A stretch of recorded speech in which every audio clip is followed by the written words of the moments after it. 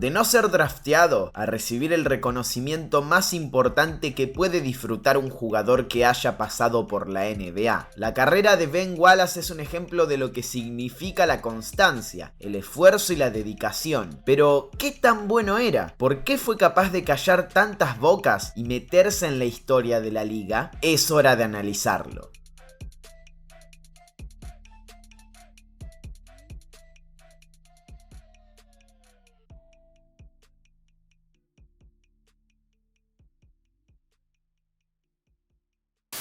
Antes de arrancar con el video, quiero contarles que recientemente he abierto la posibilidad de que se unan a través de las membresías. Pueden recibir beneficios exclusivos a un precio muy bajo y al mismo tiempo ayudarme a seguir creciendo para mejorar el proyecto. Expliqué todo en el video que les está apareciendo arriba a la derecha y se los voy a dejar también en la descripción y en el final de este contenido. No se lo pierdan y gracias por estar siempre. Ahora sí, sigamos.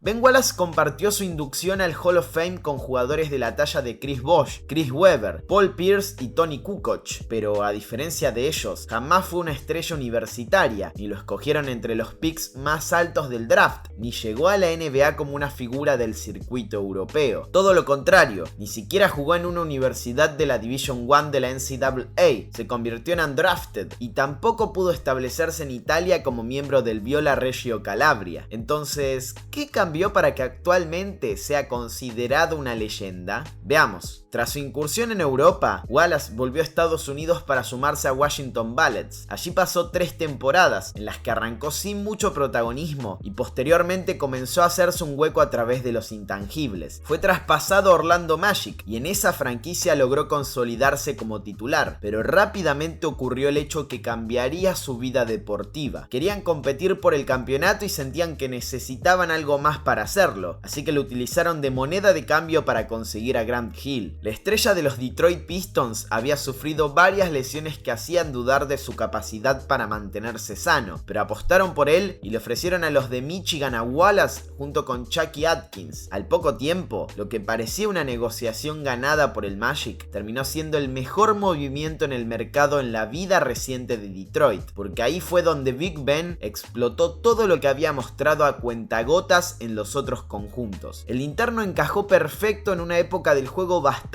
diferente a la actual. La NBA se había transformado luego de un proceso de ralentización y el ritmo era cada vez más bajo. Los cruces eran demasiado físicos y había poco lugar para el desarrollo ofensivo y para perfiles versátiles como los que hoy se buscan casi obsesionadamente. Wallace jamás brilló por su ataque, pero no era necesario. Como protector del aro, era una verdadera garantía y lo más importante de todo es que había arribado a un roster con una buena cantidad de especialistas en defensa que contaron desde 2003 con el liderazgo de Larry Brown, uno de los mejores entrenadores defensivos de todos los tiempos. La combinación perfecta. Ben aportó otra presencia hiperatlética y móvil en la pintura, y eso los volvió prácticamente invulnerables, al punto de transformarse en campeones ante unos Lakers plagados de estrellas en 2004, siendo los ganadores con el ritmo más bajo en la historia del torneo. Volvamos a Wallace. Con 2,6 metros de altura, fue catalogado como pequeño para su posición. Sin embargo, su fortaleza física y su movilidad compensaron esa situación, y así lo demostró en sus 2 campañas iniciales con los Pistons: 13,2 rebotes y 2 bloqueos por partido en la primera, 13 y 3,5 en la segunda. En esa en particular, lideró a la competencia en ambos apartados y se consagró como el mejor defensor del año. Sería la primera de 4 coronaciones, ya que también lo conseguiría en 2003, 2005 y 2006. Solo él y Dikembe Mutombo han acumulado tantos reconocimientos en ese rubro. Sigamos con lo estrictamente deportivo. Wallace era una roca, centro de gravedad bajo, músculos y casi 110 kilos. Más allá de su tamaño, pocos internos eran capaces de moverlo para llegar al aro en situaciones de posteo. De hecho, la mayoría de sus rivales fracasaba en ese contexto, pero el de los Pistons combinaba eso con una agilidad bastante extraña para alguien de sus cualidades, algo que le daba la chance de reponerse luego luego de ser superado o de bloquear un posible lanzamiento a media distancia. Durante su carrera, promedió al menos 2 tapones por partido en 8 cursos, aunque a diferencia de otros grandes exponentes en ese arte, su éxito no provenía exclusivamente de lo físico. Sí, la explosividad le permitía llegar a esos intentos rivales, pero era su facilidad para calcular los tiempos y ejecutar en el momento justo lo verdaderamente valioso. Una virtud que también le sirvió para ganarse un lugar entre los mejores reboteadores de su época. Fue el rey de la NBA durante 2 años consecutivos con medias de 13 y 15,4 y en su estadía en Detroit jamás bajó de los 11 por noche. Wallace prescindía de cualquier componente estético en sus atrapes, pero podía llegar a casi todas las pelotas y eso era vital para el sistema defensivo de los Pistons. Muchas veces se restringe el dominio de nuestro protagonista a las cercanías del aro y principalmente a lo físico. Sin embargo, la realidad nos deja en claro que igualmente era un excelente ladrón de balones. Su movilidad de manos estaba al nivel de los mejores internos de todos los tiempos y también lo volvía un arma defensiva brillante a la hora de recuperar posesiones. Big Ben se aprovechaba de los posteos rivales para hacer este tipo de cosas y además exhibió una interesante capacidad de lectura ante pases contrarios. Promedió más de un robo por partido en 11 temporadas, una de las grandes razones por las que ganó tantos premios al defensor del año. Si bien podía quedar pagando frente a guardias veloces, el hombre del afro no le tenía miedo a emparejarse con perimetrales y era bastante mejor en situaciones de 1 contra 1 que el grueso de los interiores de esos tiempos. Velocidad, agilidad y buen posicionamiento. Esa era su fórmula para sobrevivir ante los ataques desde el perímetro. Semejante poderío defensivo hizo que su casi nulo aporte en ataque no fuera un problema tan grande. El registro de puntos por partido más alto de Wallace fue de 9,5 y la máxima de intentos en tiros de campo fue de 9,2. Ha sido un excelente rebotero ofensivo, con una media de al menos 3,5 por jornada en 8 campañas, pero poco más que eso. Si hablamos de él, estaremos mencionando un especialista con muy poca injerencia en los otros aspectos del juego, pero ¿saben qué? Conocer sus virtudes y explotarlas al máximo es lo que le ha permitido posicionarse como uno de los mejores defensores de todos los tiempos, alguien que se hizo un lugar en la mejor liga del mundo gracias a sus especialidades, y que no solo pudo mantenerse, sino que además fue All-Star 4 veces, ganó una cantidad récord de galardones defensivos, lideró a la competición en diferentes estadísticas, se consagró campeón, le retiraron su dorsal y ya es un Hall of Famer. Nada mal para un undrafted, ¿no?